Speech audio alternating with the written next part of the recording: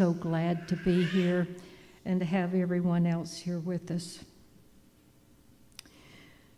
And the meaning of Easter, of course, is that even long before the traditional celebration of Easter, there were many ancient celebrations, ancient mystical characters, Ostara, and many others. I talked about that briefly last week, about how many spring celebrations there were.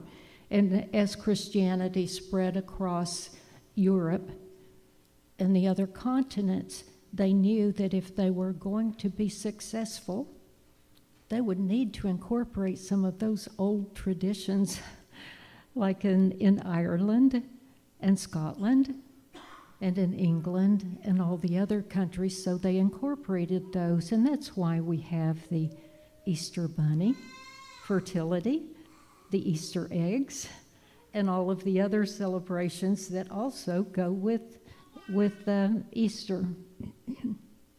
And of course, we all know the traditional Christian story of the crucifixion and the resurrection. And you might say, what is the symbolism of Jesus dying? Well, the main reason that Jesus went through with that week, and you know, he was a human too, and he even said, "Father, would you take this cup from me?" I mean, at one point, he's saying, well, you know, I kind of liked being in this human body too, but even I have a preference here, but he went ahead anyway. But as I said last week, you could sum up the entire Old Testament with the summary that if you do what God wants you to do, your life will go well. If you don't, it won't. There's the whole Old Testament, okay? And what Jesus came to say was, and this would be the Christian scriptures, that you're not your body. The real you is your spirit. And you move beyond your body. And when you finally get it and you realize that you are the spirit within, it's your true identity, then you're getting it. That's the message. It's pretty simple, isn't it? It's very simple, really. Really. I've told a story. It's been a few years ago, I think, and if I told it last year and just forgotten, remember that, you know, the older you get, your memory gets bad, so just forgive me. Listen to it and be polite.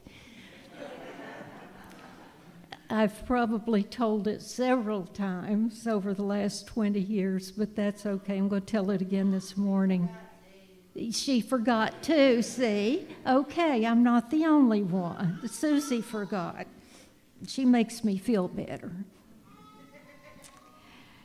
So there was a Japanese soldier. This is maybe one of the worst stories I've ever heard about someone hiding and not coming out.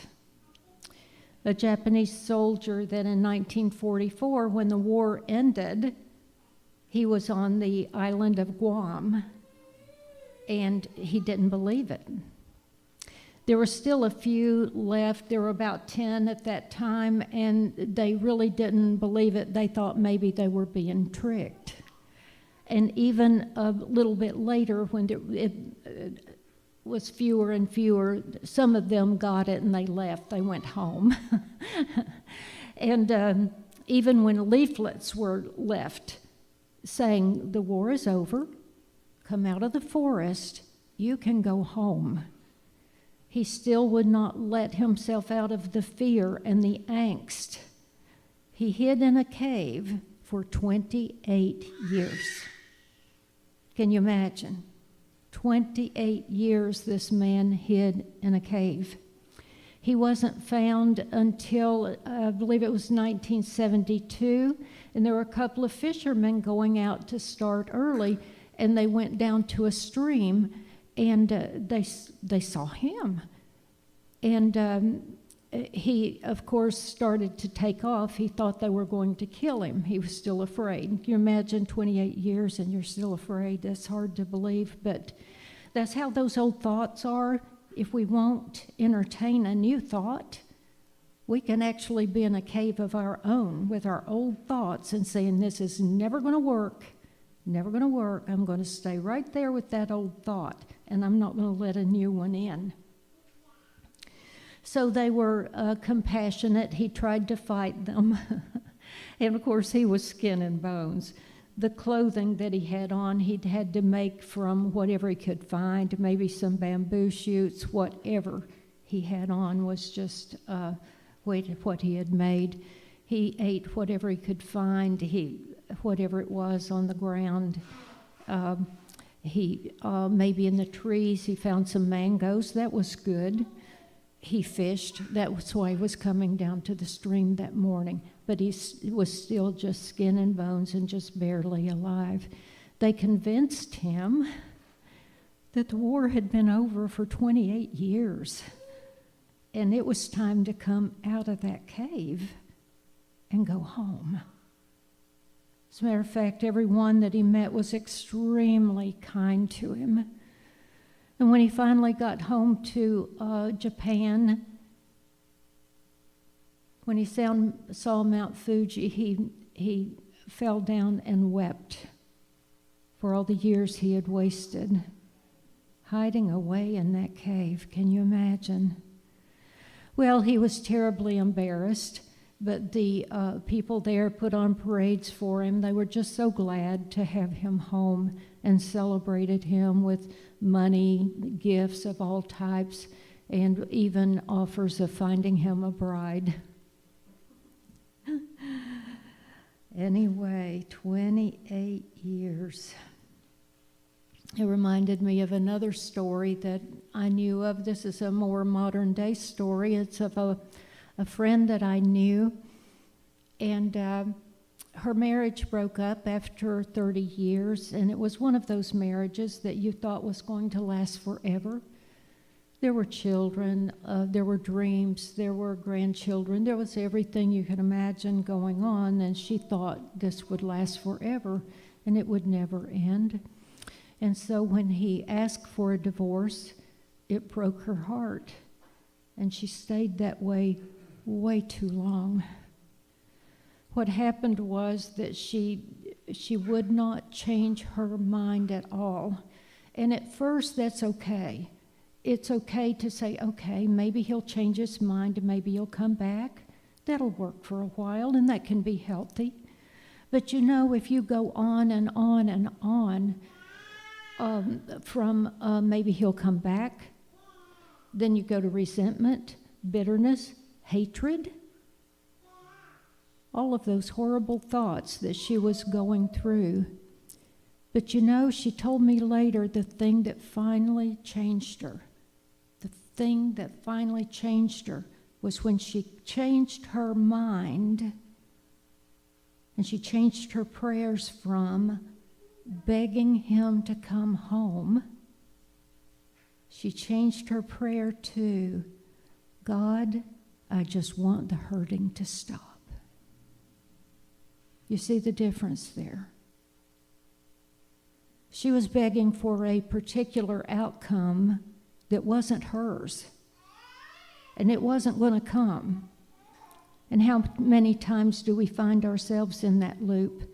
I know with grief, it's a terrible, terrible process, and our Miss Sharon is here this morning and still right in the middle of the grief process, and we are loving her through it, and we're loving her till she gets to the place where the grieving has gotten to be acceptance.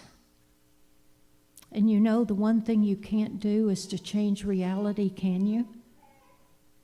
You can't change that happened. I know we've had another person that's been in our community at a different time, and I remember that her husband had died, and when I found out how many years it had been, it shocked me because I thought it had just been yesterday. And she's still arguing with reality. She's arguing with the fact that he's gone. She's arguing with the fact that this was not his time, that something robbed him of his life. Well, let me tell you, you can't go before it's your time. It's one of those things we may have a few different entries out of this lifetime. We may, I don't know.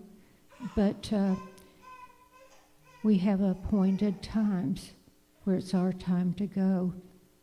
Kind of reminds me of reincarnation. Did anybody remember Sylvia Brown, the psychic? I know it's been several years ago since she passed away, but she was talking about standing in line for this coming life. You know how we do it. And you may believe in reincarnation, you may not.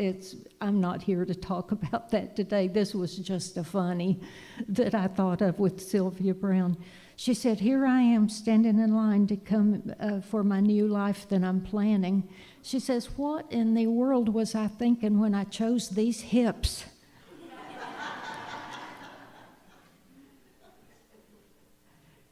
And I know we all have a lot of different things about our bodies and our personalities and our this and our that in this lifetime too, that we're saying, what was I thinking? If I planned this, what was I thinking?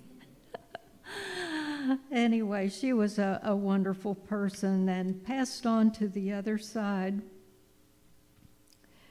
So sometimes we just need for the praying to stop, for the pain to stop, and pray for peace of heart and mind. I know I read a story about Beethoven, that early in his life he knew that he was losing his hearing, that he was going to be deaf. He did everything he could, every person he could go to keep his hearing. But did you know that after the loss of his hearing, he still could feel? He could feel or hear the music internally even better than he could externally. Did you know that? So a lot of times there's a reason for our pain, and we're even going to be better if we can live through it and get to the other side of the pain and the loss. Things are going to be better. And it's what my friend said.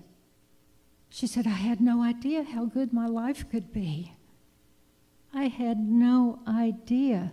Thank goodness I finally gave that up and decided to move on. I did not know my life could be so good. Charles Fillmore, one of our founders, said, we must learn to let go, to give up, to make room for the things we have prayed for and desired.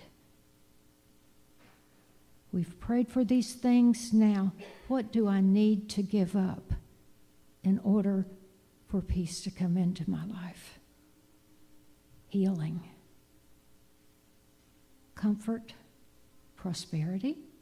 Are there some old ideas you're still hanging on to, still in some old cave of darkness? There's some idea you need to let go so that you can move on. And from Richard Gilbert, another one of my favorite sayings. I just love it. So touching. A tomb is no place to stay.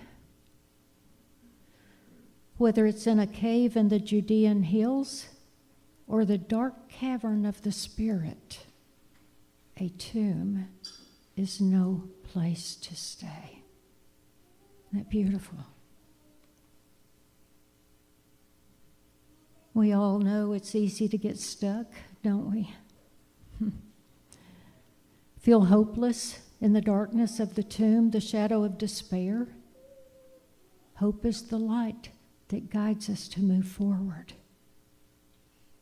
The hope that says that tomorrow can be better. The hope that says a new life is possible.